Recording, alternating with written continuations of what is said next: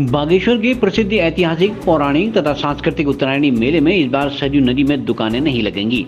High court के आदेश के बाद प्रशासन ने यह फैसला लिया है।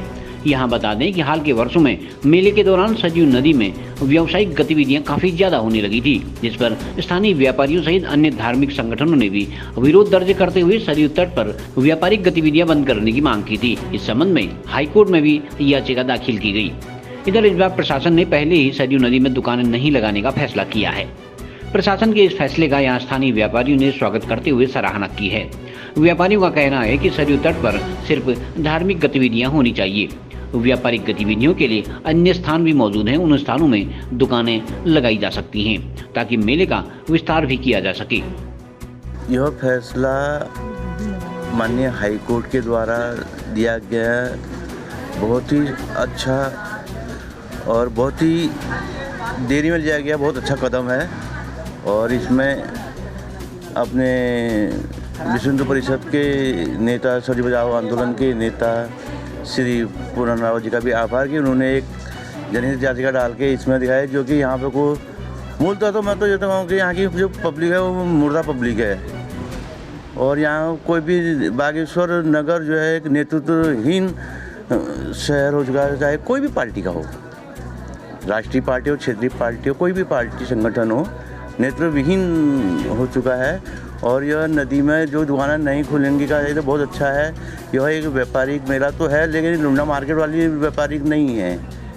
यहाँ अपने जो है धारचूड़ा, मुंशियारी, जोशीमठ, यहाँ से जो अन्य जो व्यापारी और जहाँ के जो लोकल व्यापारी अपने दानपुर के आते थे, अन्य जगह के आते थे, अपने हस्तशिल्प लगे उसको लेके व्यापारिक मेला और सांस्कृतिक मेला का था, जिसको इन्होंने रूप बिगाड़ के अपने आय के जरिए के कारण इन्होंने जो है नदी को क्रूप बना के रख दिया था। जो अब के साथ जो है बहुत अच्छी जो है नदी का स्वरूप अपना जो है सरयू तट दिखा देगा, जिसमें जो है जन्म संस्कार होते रहेंगे और वो बहुत आनंदित और बहुत अच्छा लगेगा। देखिए, सरयू नदी पर जो पहले से दुकानें लगती थी उससे हमारी सरयू प्रदूषित होती थी और बहुत ही गंदगी होती थी। लेकिन इस बार प्रशासन ने भी फैसला लिया है कि सरयू पकड़ में कोई भी दुकानें नहीं लगेंगी, कोई भी फड़ नहीं लगेंगे। तो ये तो बहुत अच्छा फैसला है और मेरे हिसाब से तो ये बहुत ही, आप सोचिए कि इससे हमारी सरयू की गंदगी बहुत कम हो जाएगी, सफाई रहेगी उसमें, और स्नान करने वालों के लिए खुली जगह होगी। एक तो चोरी चकारी का डर नहीं रहेगा और दूसरा जनेऊ व्रतपन भी यहाँ होते हैं, वो भी आराम से होंगे। जगह कम होने की वजह से ही ज़्यादातर लोग सूरजकुंड जाते थे, वो भी यहाँ होंगे। और हमारे धार्मिक अनुष्ठान जो भी होते थे, जो 3 माघी 6 माघी करते थे लोग, वो भी यहीं पर रहेंगे नदी किनारे। पहले से नदी के किनारे छाना बना के, झोपड़ी बना कर रहते थे, उसमें अपना पूजा पाठ कार्यक्रम करते थे। वो सब अब मेरे को लगता है कि दोबारा से जगह होगी तो लोग करेंगे। जब से हम भी लगातार इस मेले को देखते आ रहे हैं, और मेला पहले से भी नदी के बगल में नहीं होता था। ये हमारा एक धार्मिक मेला है, उत्तरायणी का मेला, और इसको धार्मिक रूप से ही लेना चाहिए था। और ये अच्छी पहल है, क्योंकि नदी किनारे पहले से ही सिर्फ जनेऊ और अपना स्नान करने के लिए एक ये हमारी जो प्रथा चली आ रही है।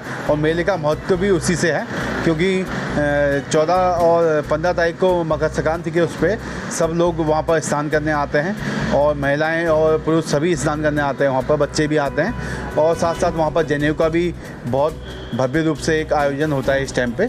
तो इस पहल से भी अच्छा कहेंगे हम कि प्रशासन ने एक अच्छा निर्णय लिया है। और वहाँ पर जो दुकानें लगती थी उससे कहीं ना कहीं कूड़ा भी बहुत होता था, जिससे हमारी नदी प्रदूषित होती थी। और अगल बगल में जो होटल खोलते थे उसमें भी मीट मांस इत्यादि बनाए जाते थे, तो जिससे कहीं ना कहीं हमारी भावनाएं, धार्मिक भावनाएं भी आहत हो रही थी। तो एक ये जिला प्रशासन का बहुत अच्छा निर्णय है, हम इसका स्वागत करेंगे।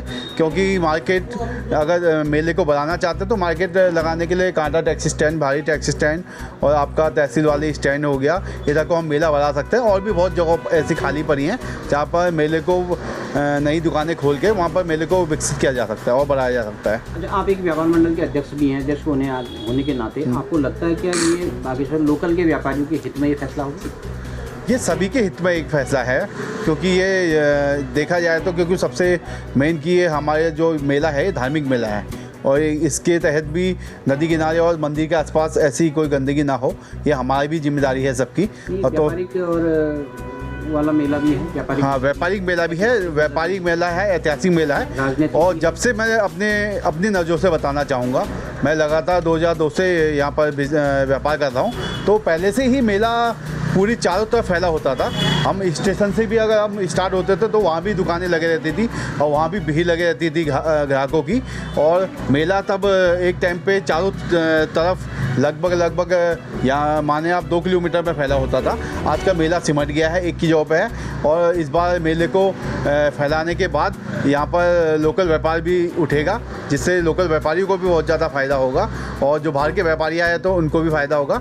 और मैं प्रशासन से कहूँगा कि जितनी भी दुकानें हैं उनका मूल्य भी कम से कम रखा जाए, ताकि जो बाहर से व्यापारी आ रहे हैं उनको भी नुकसान ना हो। बहुत सुंदर फैसला है। हमारी आस्था के हिसाब से, धार्मिक जो परंपरा है उसके हिसाब से बहुत अच्छा है।